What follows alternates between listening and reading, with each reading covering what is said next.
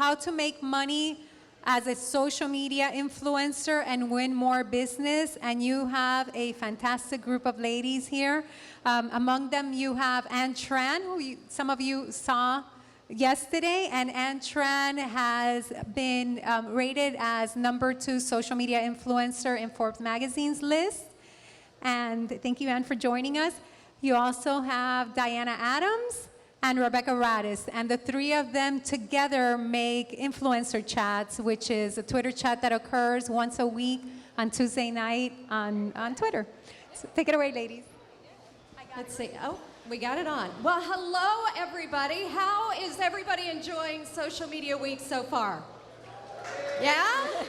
It's been pretty amazing, and Ann did a phenomenal job yesterday talking about social media and hospitality and the travel industry, and today we're going to talk about how to build a brand of influence. And we talked so much about this among the three of us. We founded Influencer Chat, and if you're not familiar with it, just a little bit of background. Influencer Chat was born in March of this year when Ann and I started talking about how important it is for all of us, no matter the industry, no matter your niche, to really own what we do, to own our value, to own our worth, and to be able to share that in a way that naturally attracts other people to us, and then how to monetize that brand that we're building. So what we did was we turned that into a Twitter chat.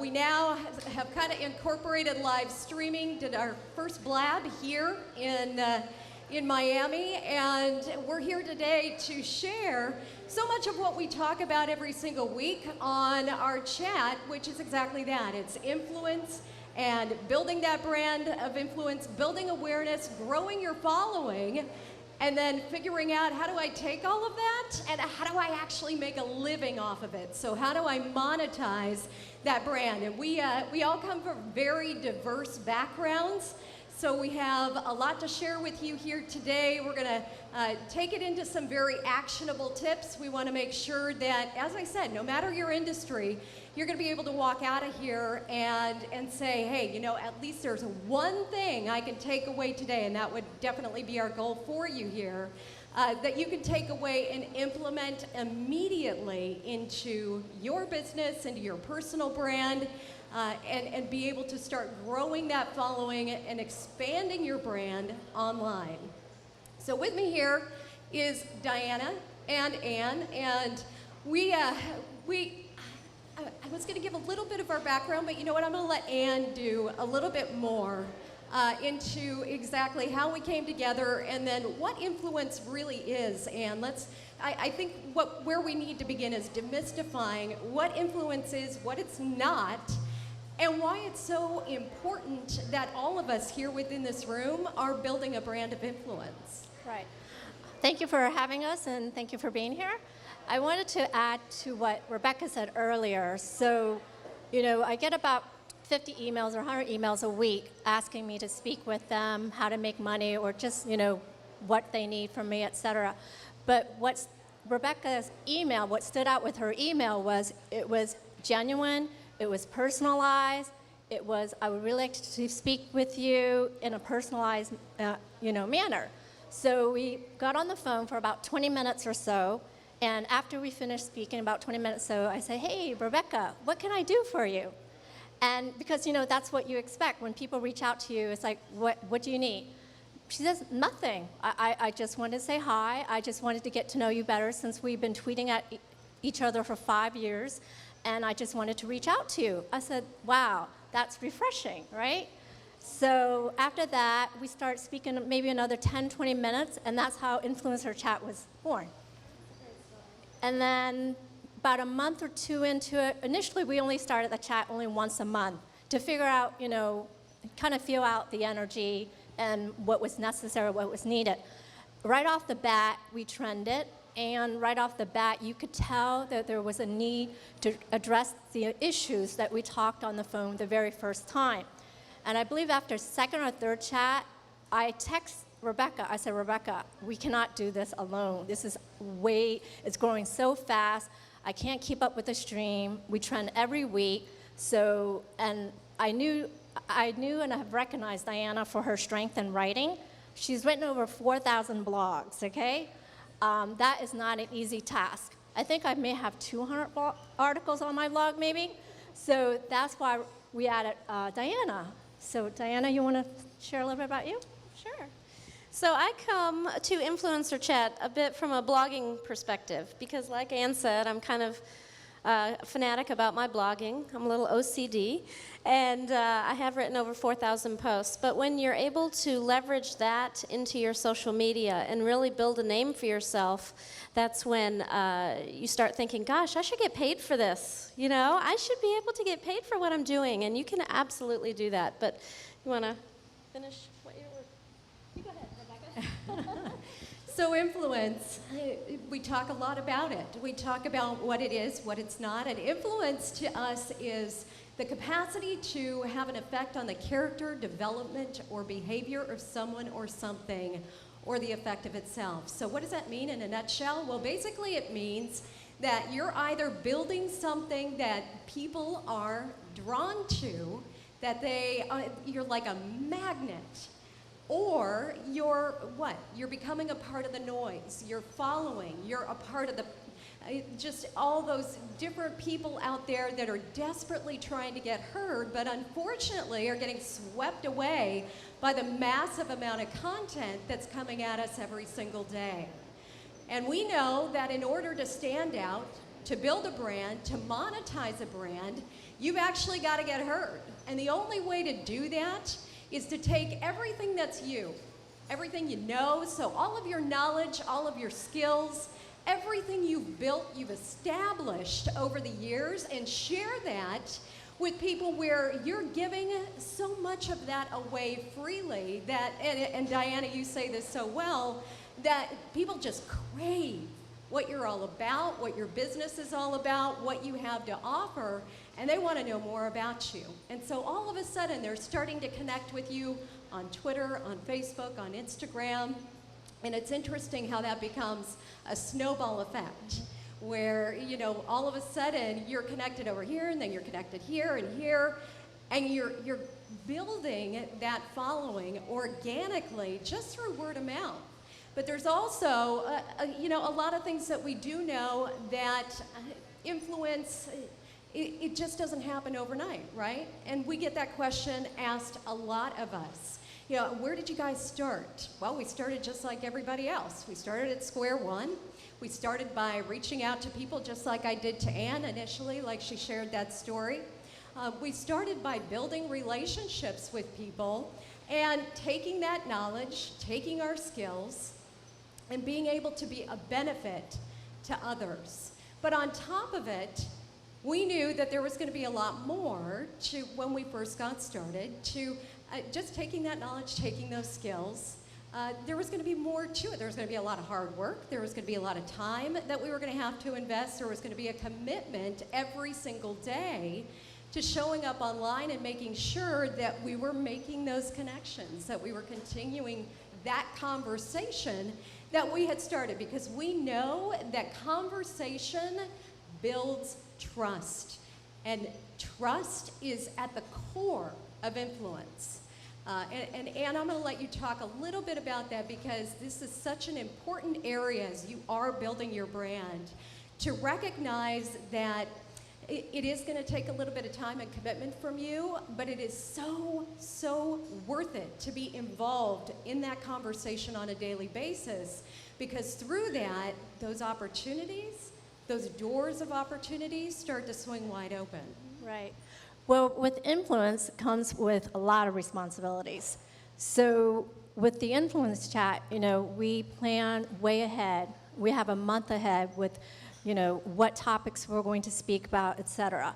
And for the influence, we speak about trust. So, okay, we've garnished and gained a following in a community on Influencer Chat, and you could tell that our audience embrace us, et cetera, from a virtual, in the sense of, you know, tweets, et cetera. But recently, this is the first time, just so you know, the three of us have met in person in real life, and we've been tweeting with each other for 5 years. Rebecca and I met about 3-4 months ago, but this is the first time the three of us have met in real life at this event. So thank you, Larry. Thank you, Social Media Week, Miami. So after our last influence chat here in Miami, we decided to do a blab, and it was our first time together participating on the blab. And what I got away from that, or take away for me, was that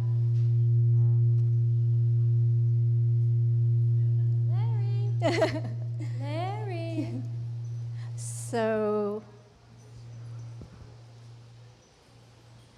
the takeaway from the blab feedback from our audience was that, wow, the authenticity spoke or resonated or showed or radiated right through the screen. Because it's one thing to have normal Twitter chats on Twitter. You kind of can gauge the person's personality a little bit, but you can't really see the energy. You can't see the facial expression, all that stuff. So you may need to add other means or media to show your influence authentically. And another thing I'd like to say about, just to kind of piggyback on what you said, and we talked about this a little bit yesterday, when you meet somebody who you know online, when they look at you, when they talk to you, are they going to say, who is that? Who's that person? She doesn't act like that online. Or are they going to, like Ann said yesterday, is it going to be like you just stepped out of your computer and just carried on and you just go with the flow because it's all authentic and genuine? And that's what you really want to be. You want to be real. You want to be yourself online. And sometimes people are afraid to make mistakes and they're so worried, what if I send out the wrong thing or people take it the wrong way? I've sent over 156,000 tweets. I can't even tell you how many I have woken up the next morning and thought, oh my gosh, what did I tweet? I just go in there and delete them. It's okay. Everybody makes mistakes, and you just have to go with it. And you won't be able to see the whole path to where you're going right away. But just take one step, and then the next day take another one, and take another one, and you will get there. I mean, I promise you, because it's just a matter of commitment and staying the course and perseverance. Oh, with great power comes great responsibility. Any Star Wars, Spider-Man fans in here? Any geeks? Yay! So I love that quote. It's my favorite one. Well, and we highlight that quote because there's also the flip side of influence, right? Where you are building this tribe, this group of people that's looking up to you, that's looking to you for the answers. And with that comes a lot of responsibility. Of course, we've talked about the commitment to being there, to showing up, but we're also going to talk about what should you be sharing? What should you be talking about? How should you be connecting with people in a real and authentic way? And how can you do that without being spammy, without being annoying? Because how many of us have gotten a spam, maybe it was a Twitter DM, something saying, hey, I'd love to connect with you, or hey, tweet my product, and you've never met that person, right? We want to avoid that altogether, and so we're gonna dive into some tips here for you right after we talk just a little bit about styles and personalities and how to really understand and get inside the head of the people that you're connecting with. Because before you actually start making those connections, you need to understand people. There's a little bit of psychology involved with how you interact, how you reach out, how you respond to people. I think we all know that in social media it's very similar to sending an email, and sometimes, I don't know about you, but I've gotten plenty of these emails where I sit there and go, oh, how did they mean that? I have no idea how to take what they were saying. And that happens a lot in social media, and if you understand, if you can kind of get into the head of those people that you're looking to connect with, you can make far better connections and a whole lot easier connections, and then it makes it terribly easy to start crafting your content because you know exactly who these people are. So there's a few different influence styles, and as we talk about these, think about which one are you? Which bucket do you fall into? And does that feel like your influence style is maybe very similar to the people you're trying to connect with. So the first one is asserting. This is a person that is asserting their opinion on you. Those people are definitely, there's a lot of those influencers out there. I work very closely with a guy named Guy Kawasaki. You may know his name, and Guy is definitely an asserter. We were joking about this yesterday. He is somebody that has absolutely no problem telling you like it is, from his opinion, and if you don't like it, he'll argue with you all day long. And as we talked about that, we were just getting a little introspective about our own influencer styles. And I said, gosh, you know, that would just stress me out. My blood pressure would go through the roof if I had to argue with people all day long. But there are definitely those people, and it doesn't have to be a negative. It can certainly be in a very positive way where they're asserting their feelings or their thoughts on you. The second one is convincing. You want to talk a little bit about that?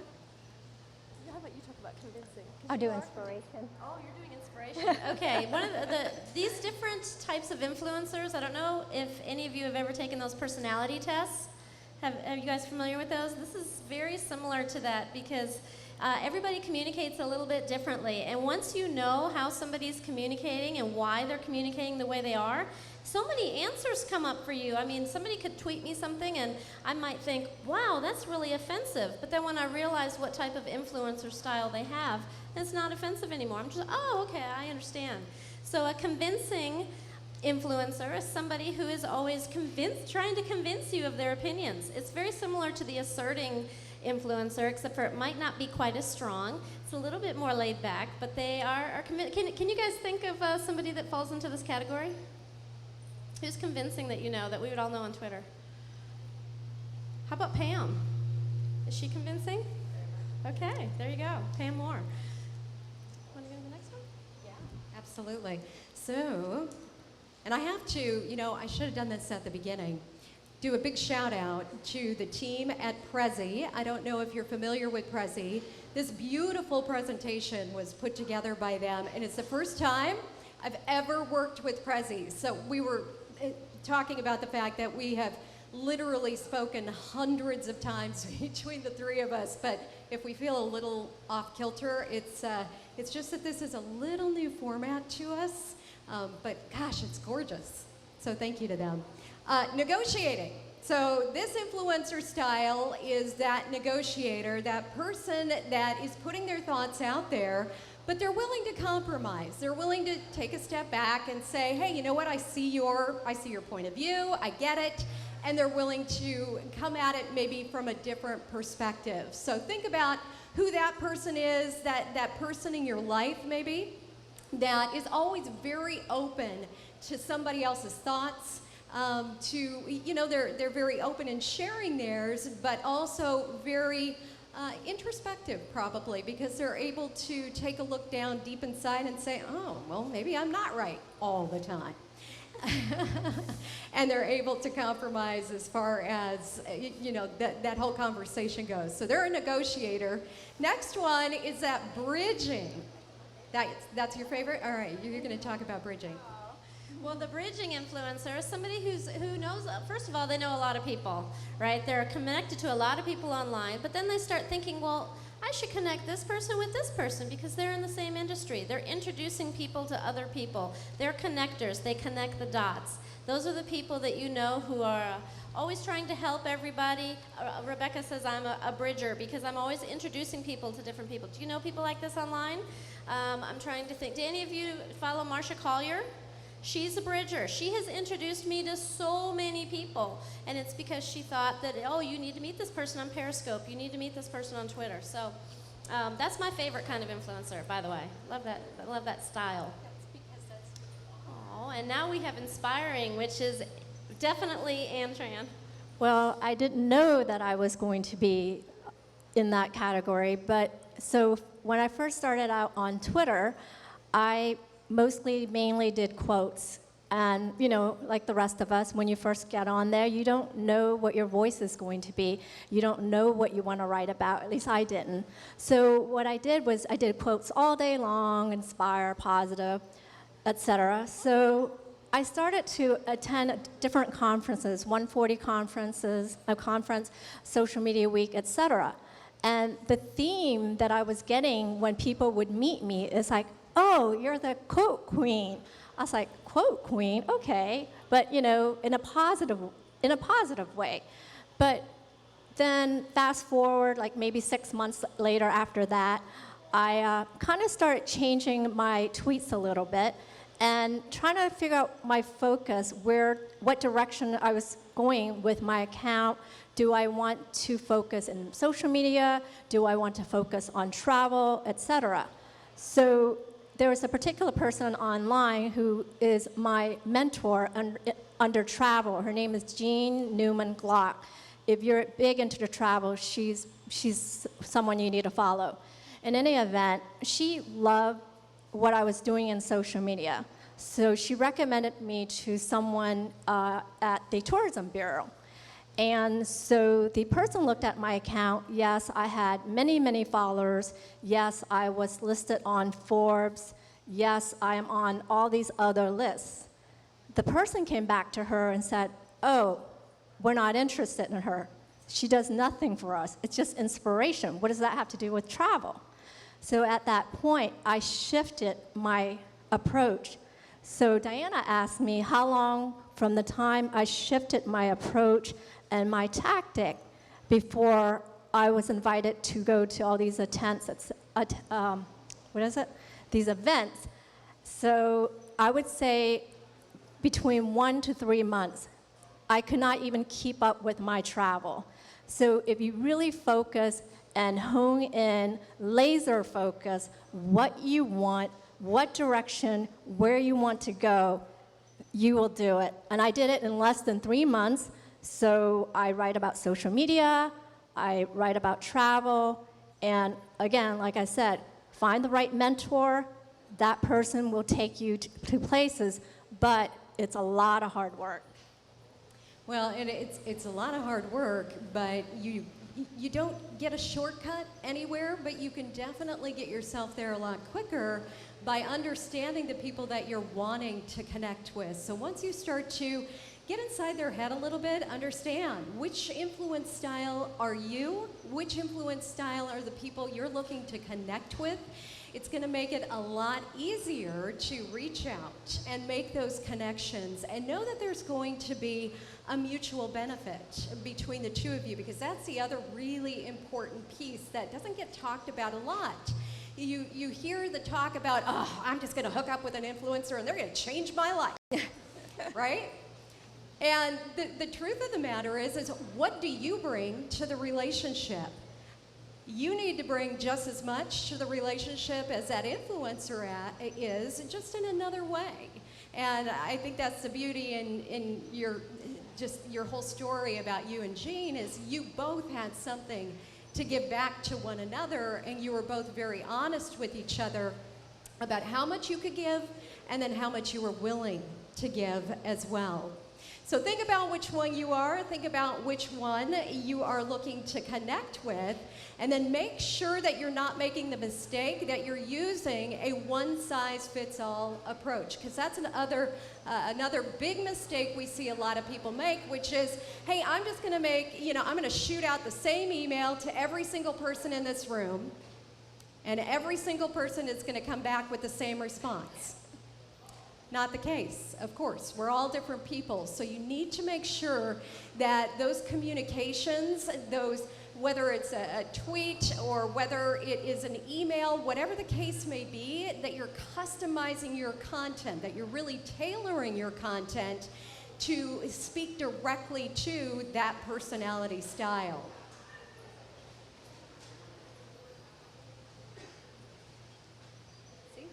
So much movement within this PowerPoint. It's awesome.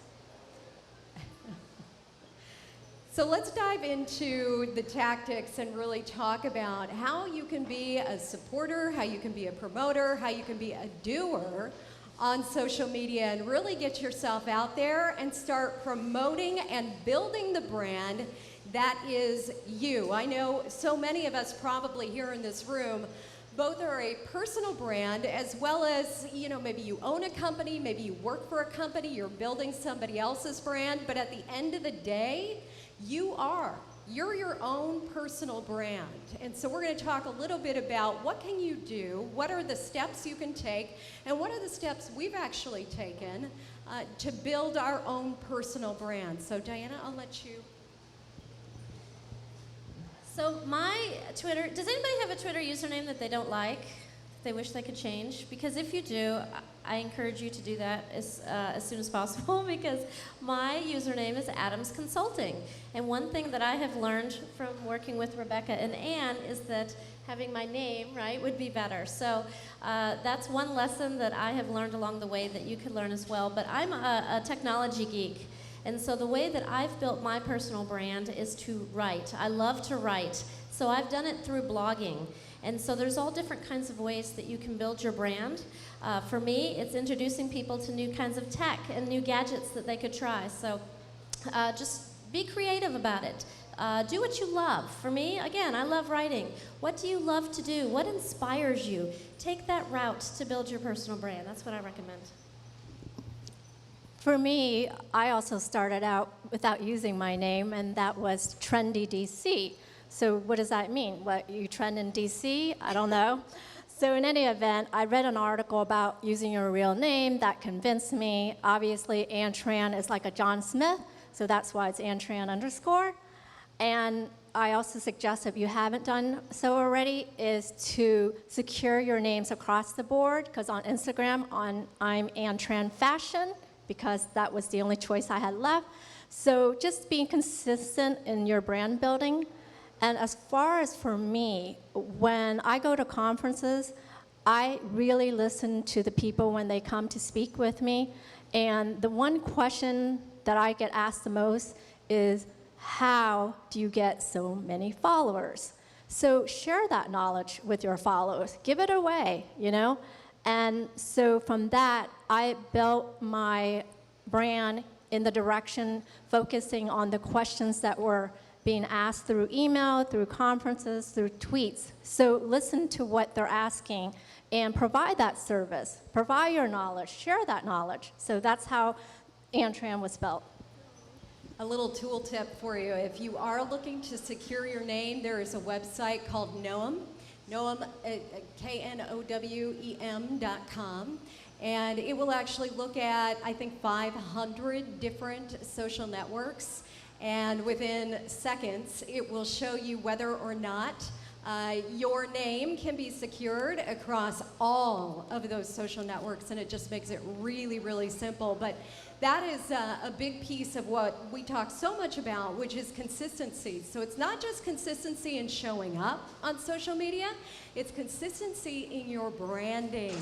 And that is one big mistake we see happen over and over and over again, where you're haphazard. You know, you started up maybe a Facebook page, you started Twitter, then Pinterest, and then maybe Google+, and you're all over the place. One is with your middle initial, one's without, one is your business name, one is your personal name. So make sure, sit down, have a hard conversation with yourself, and decide, how do you want to be known? What do you want to be known for? When people think of you, when they talk about you, is it you, the person? Is it your business? So you really need to take a good hard look at how do you want to brand your business, and then how can you consistently create that across all of your social networks. Next one is starting from scratch. And whether you're starting from scratch, and we talked about maybe rebooting a brand, maybe you are just getting started. It's all very similar. The tactics are all going to be the same, no matter the industry and no matter what niche you're in, no matter how you want to start connecting with people. It's really going to be the same in how you should start to stand out online, in what those daily to-dos are on your list. And Diana, you are so good at the detail, at showing up and being there and being consistent with all of just that information that you're putting out there. What would be your top tip as you were getting started building your brand to really stand out online? My number one tip would be to be consistent. So many people are not consistent, and you know, I understand how it gets. Sometimes you might have a week when you don't feel like tweeting, and you don't feel like posting pictures on Instagram, and I am the first to tell you, I have gone, you know, a week at a time without tweeting, and I have made a commitment to myself that's not happening anymore, because consistency is one of the cornerstones of building influence. So my number one tip would be on Sunday night, get on whatever app you're using to schedule your tweets, whether it's Post Planner, Buffer, Hootsuite, Manage Flitter, whatever it is. Get on there, find your content. Take 2 hours, and we told you it's time consuming, right? It is time consuming. Take 2 hours, find the best content you can find in your niche, and schedule it out for the week, so you don't have to worry about it. You're stuck in traffic on Tuesday afternoon, you're like, oh, I haven't sent anything out, you know, since this morning. Don't worry about it, you got it scheduled. And then you can just log in later and engage. Don't forget that second step. You can't just send out your content and not talk to people. Engagement is critical for people to get to know you. That I can't even stress that enough. But is that 2 tips or 1 tip? I don't know. Well, and I was going to ask you just to go even a little bit deeper into, because you hit 2 critical points, which is the automation piece, and people talk a lot about that. Should you automate your social media?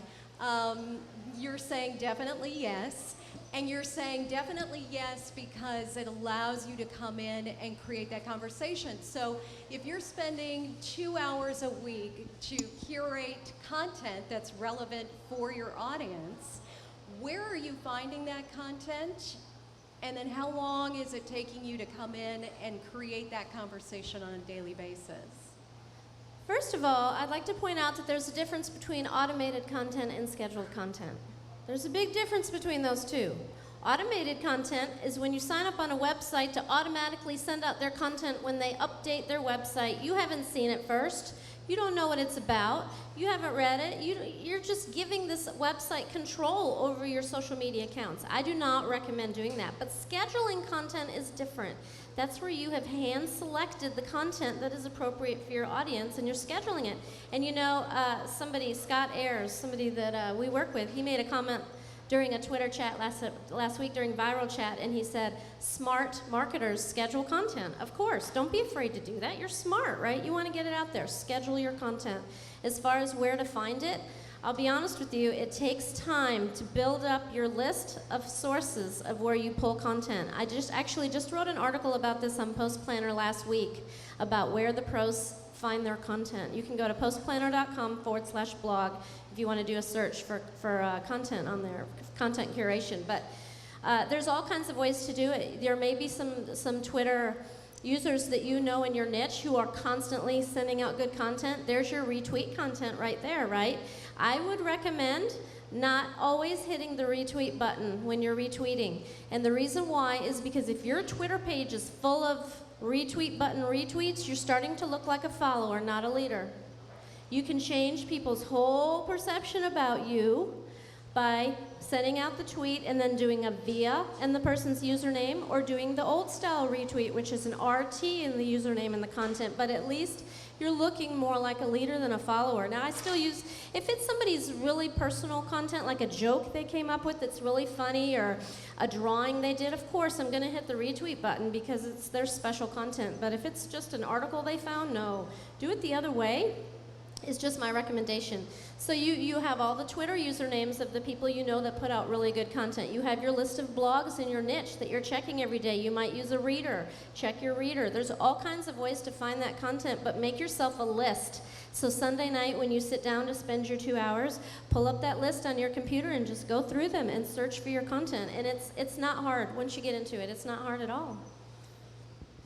I mentioned that we did our first Blab. Is everybody familiar with what Blab is at this point? Brand new live streaming app that I am totally addicted to already. If you're familiar with Periscope, Meerkat, very similar, except that you can have 4 people on at a time. So it's very conversational. We did one on Tuesday night right after our chat, and one of the big topics that came up and out of building a brand of influence was believing In your value, and this is something that is just incredibly near and dear to our hearts, because you can't build a brand and you can't be influential if you don't believe that what you bring to the table is really important, is life-changing to other people. And Anne, will you talk a little bit about, as you started to build your brand, what were you sharing? I know you shared a little bit, but after the days of the quotes and you really started to hone in on your niche, what was it that got you to that point that you say, you know what, I've got all this valuable information that I want to give away? How did you get to that point, and how did you make that decision? Well, you know, even once to the point where I was deciding to focus on travel and social media, I also had other offers where it would bring in money for myself. But I had to decline quite a few of them. And the reason why is because, do I really want this content on my page? Am I excited about this, tweeting this content, this link? Am I embarrassed? Will I just try to do other tweets to bury this ad? So if you're going to an ad, or if you're going to work with a brand, make sure that you're passionate about it. I'm passionate about travel. I have no problem sharing, you know, travel pictures on my cruises, etc. But if you share content that you are not proud of, that is going to reflect on your account. People will see right through it. And I mean, of course, if you want to sell tech, that's great. But you better be a techie like Diana, because I'm not, you know. I know the basic to operate my social media channels, etc. But you really need to be passionate about it. Otherwise, it's not going to flow. And I wanted to add some other things with what Diana spoke earlier about retweeting, etc. It's okay to retweet, because when you retweet people and when you share the links, you're supporting them, you're promoting them. But at the same token, add your personality, add something to it, add a flavor of yourself. Okay, I agree with this quote, I agree with this article, and then highlight why, what resonated with you. And do not tweet out articles that you haven't read.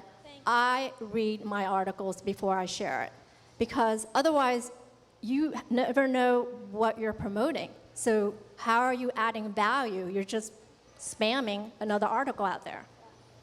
Well, you're putting your stamp of approval on it, right? Yes. So yeah, it's a scary thing to put something out there that people are looking at and saying, "Huh, is that how Anne really feels about that?" And Exactly. then you have no idea what they're talking about. But believing in your value is so critical, because you know, as we all start out and you're building your brand, there is this tendency to say yes, yes, yes, yes, yes to everything, because you're just excited to get asked. Maybe it's an interview, maybe it's to write a blog post. It just all depends on what your niche is and what your specialty, what your skill is, as we're talking about here today. And so owning your value is just so critical, and especially as an entrepreneur or, you know, a small business owner, it's knowing that you bring something to your community, to your group of fans and followers that they're desperate for, they're hungry for, and they are willing to pay for. So you really do have to understand that what you do is worth monetizing. People are willing to pay for it, and I think that's where we see people get hung up an awful lot, where unfortunately they get into this mindset of, I just have to give everything away. And so I don't want anybody to walk away misconstruing or misunderstanding what we're saying. Yes, be an enormous value, be a giver first to people, but then at some point you have to understand what your value is and what your worth is. And you're so good at the giving freely, and I think we've talked a lot about that. Just being able to share your wealth of knowledge, your years of knowledge, and years of experience. Maybe give us a little bit of insight into your process. So on Monday, let's say, It's the beginning of the week and you're just getting started. Where are you going out to find that content that you're going to be sharing with your community? What type of tools are you using? So maybe just kind of let us inside Anne's world for a second. Recently, my travel schedule has been so crazy and hectic. I was in Europe about 5+ weeks, came home for a couple of days, and now I'm here. I'll go home for a day or two and then go back to Miami. Not Miami, Atlanta, Georgia. Yeah, exactly. Sometimes when I wake up in the middle of the night, I have no clue where I'm at. So in any event, so recently it's been really manual. I've shifted the way I have conducted my channels. A lot of scheduled tweets before, but now it's very manual. So for me, I focus to try to stay on top of what's hot because I'm not on social media every day, about 8 hours a day like I would when I'm at home. So I try to learn and read and share and highlight the content, like Blab, for example. When I was away, I knew that was coming up. I like, wow, I need to share this content. I need to read it and share it, etc.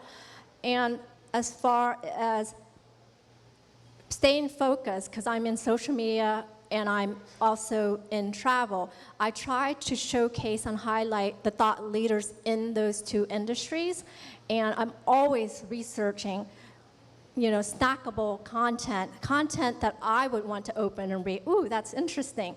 So try to find titles that will catch your followers' attention, or also include an image. An image is so important. So for me, I am one of the travel writers for a company that we all work for. So there are 5 of us, and I'm probably the most green of the 5. And one of the person, like I mentioned, Jean Newman Glock, she worked at the Smithsonian for 25 years. She's very senior, very experienced. I just started a few years ago, and then we got some other folks. So you could see the competition there. So what do I do to set myself apart? How do I differentiate my voice from theirs? So we have one person who is a lister, list about everything. So the know, how to, etc. I'm not really a lister. Jean is a historian. I mean, you can ask her anything, she can just pop out the dates, just whatever. She's like a walking encyclopedia, right? And then you have other folks that really get into the neighborhood of all these areas that we go to and like practically live and breathe with the culture. So that's his style.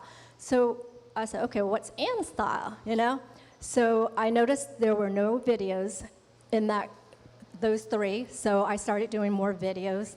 And every stop that I stopped by, I always challenged myself and said, what is the money shot for each location? So recently in Germany, I went to a hidden place and I took a picture of a castle.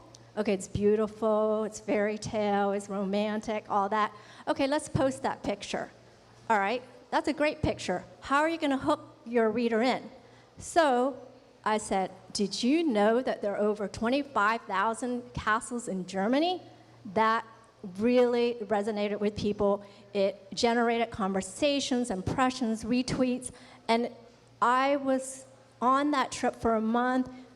Even a week or 2 after I came back, or a week or so, it was still going, and it is still going. So, you have to find your voice. You have to find your uniqueness. Otherwise, I mean, look at the room. Look how big this is, Just imagine how many people are on social media and how many travel writers, how many social media writers. What makes you stand out? So you have to find that within yourself. Creating relationships that matter would be our next one. We've talked a little bit about this, how to make the right connections, because you don't want to be that person that's just out there randomly friending, following anybody. You want to make those relevant connections with those people that A, have already built some influence within your space, they're talking about the same stuff, or maybe B, there's somebody like Diana who has written 4,000 blog posts, and as a blogger myself, we share very similar content. So maybe I want to connect with Diana because she's sharing fantastic content that I know I can take and curate and share with my followers, my fans as well. Or maybe it's your community. So you have to think about who are the people you want to make connections with, and then how are you going to purposefully go out there and make those connections. Social media is so much about being on purpose every single day, knowing why are you getting on social media? What are you looking to achieve? We talk a lot about this too, that you can't get on social media unless you know why you're using social media within your business. And there's another, I think, mistake we see that happens time and again where maybe you get on for one reason, things in your business shift, something happens with your personal brand, maybe something happens with the company you're working with, and all of a sudden you're doing something a little bit different. And you've got to make sure that as things happen, as things shift within your business, that social media is going right along with it. It's definitely an ever-evolving medium. And understanding what your purpose and your value is will create those relationships that truly matter. And I'm gonna keep moving because we're a little bit behind here. We've got about 10 minutes, and we want to do some Q&A. Own your expertise. This is another one that goes along with owning your value, that goes along with understanding your worth, but owning your expertise is critical to becoming an influencer because why? It's probably kind of self-explanatory, but you need people to see you as the industry expert. And we've talked a little bit about sharing that great content, how to put that content out there, really elevate awareness around your brand. Once you start to own your expertise, this is where stuff gets really exciting. It's where it starts to get really fun because all of a sudden, people are seeing you as the expert. And that's where they start to come to you and pay you to do what you're passionate about, to do what you're talking about every single day. And there are a lot of different ways to monetize your brand. It could be anything from writing blog posts, it could be anything from writing for a major travel publication, an industry publication. It could be writing and publishing an ebook. It could be sponsored ads. There's a lot of different ways, and I'm gonna let you, Diana, kind of kick us off with how you, have monetized your brand. I'll just go through this really quickly because I know we're running short on time. But one thing that I have sold probably, 100, 200 of are sponsored articles, sponsored blog posts, where a company will pay me to review their product. One thing that Ann said that is key to remember when somebody asks you to do that, make sure that you are proud of what you're writing about and that your personal and professional values align with that brand.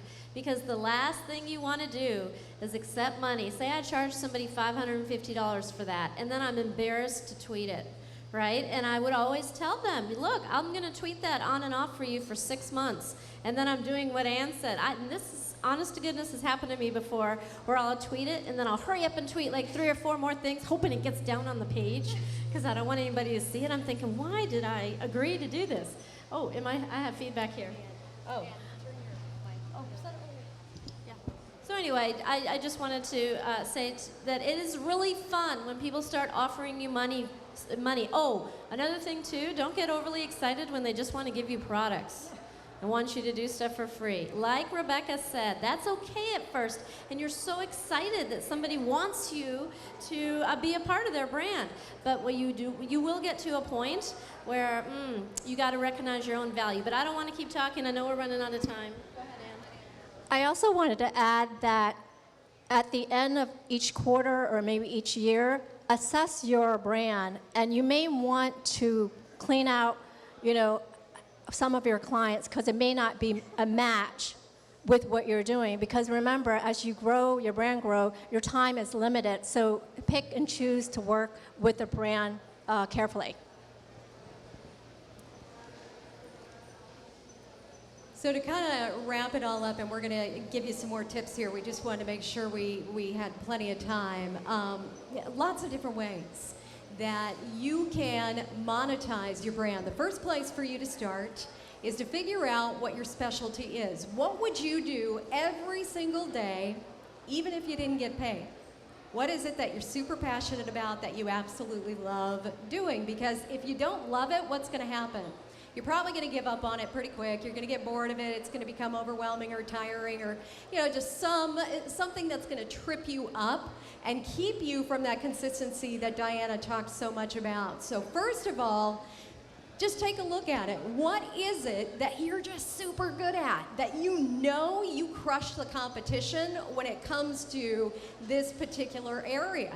And then figure out what your particular specialty is. Are you a writer? We just all happen to be writers among us, but that's not always going to be the case. So figure out what it is that you do really well. Do you consult? Do you talk? Do you work? Maybe you do art. Maybe you're an author. Just figure it out and understand how those opportunities are going to come about for you within that particular niche. And then start looking at who are the influencers within your niche currently. Take a look at what they're doing. What are they doing really well? And what are they not doing as well?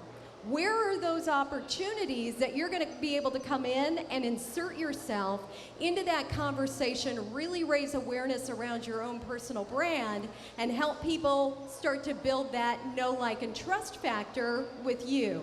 And then finally, it's starting to make the connections with those people, maybe it's within your industry, that are going to be able to help you open the door to the monetization. So maybe it's reaching out to a publication like Anne is writing for, where all of a sudden you've been just blogging your little heart out, and now all of a sudden you're going to get paid to do those blog articles. So think about what that third step is. Where can you be? Who are those people you can connect with that are actually going to be able to help you get to that place where you're making money, making a living, doing exactly what you love doing? Yeah, that's great. Does anybody have any questions for us? Let's open this up for a quick Q&A. Anybody? Go ahead.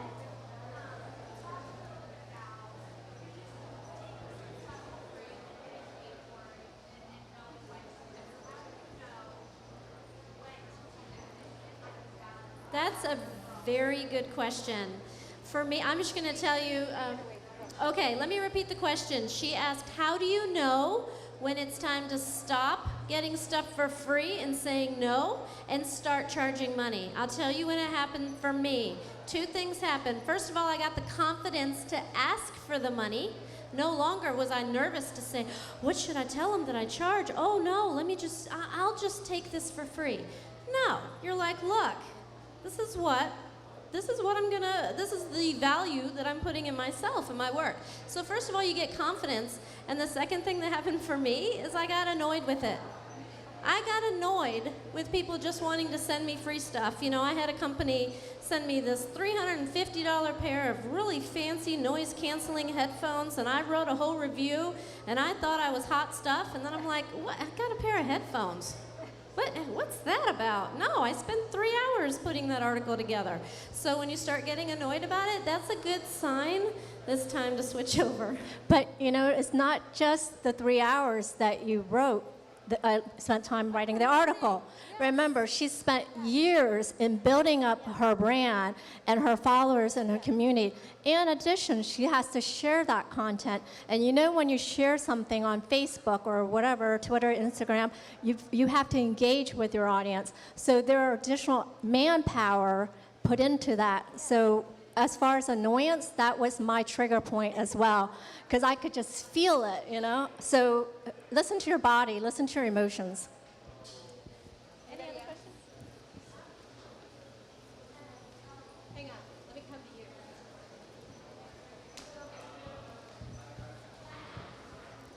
Thank you.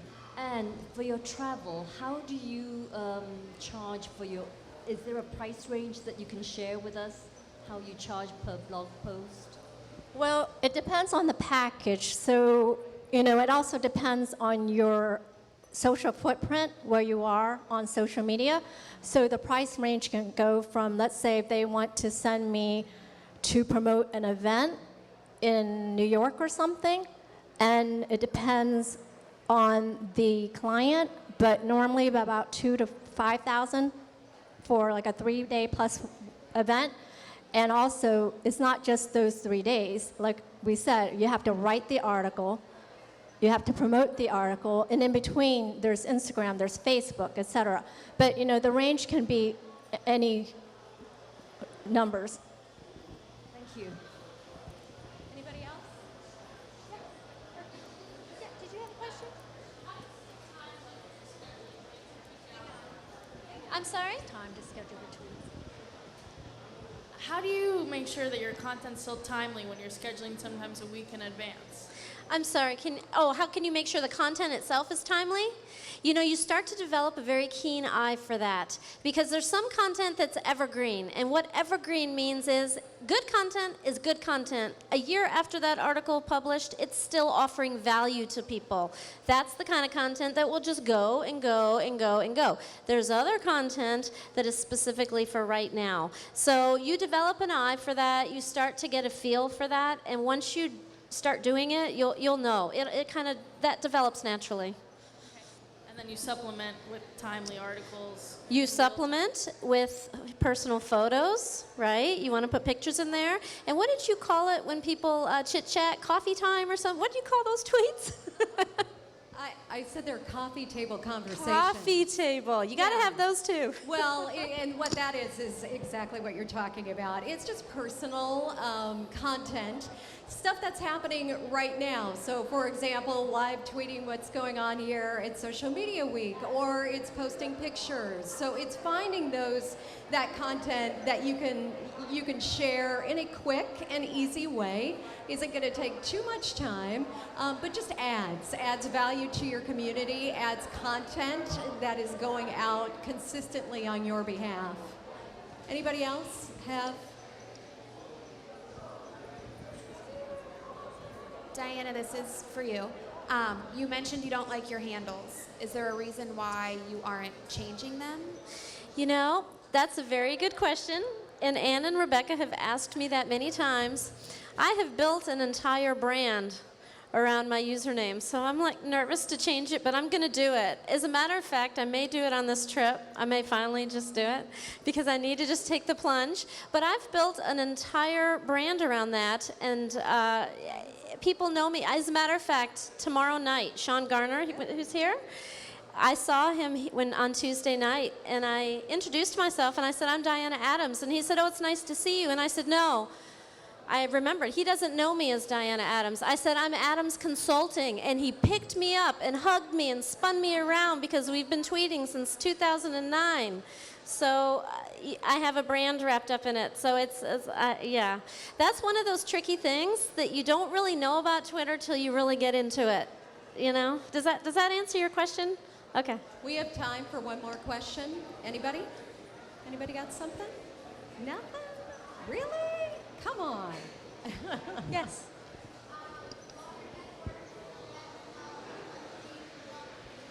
I'm sorry, I can't. Oh, Blogger networks. When you're networks. starting out as a blogger, blogger networks are excellent, and there's so many good ones. As a matter of fact, my favorite one is on sheownsit.com, but there's so many blogging networks, and that's a great community to get involved in when you're a new blogger because everybody shares everybody's content. It's a lot of camaraderie. I absolutely recommend those. Yes. I mean, I can't even think of one negative thing about them. Yes. No, well, and the only thing I would say to that, they literally changed the scope of my business.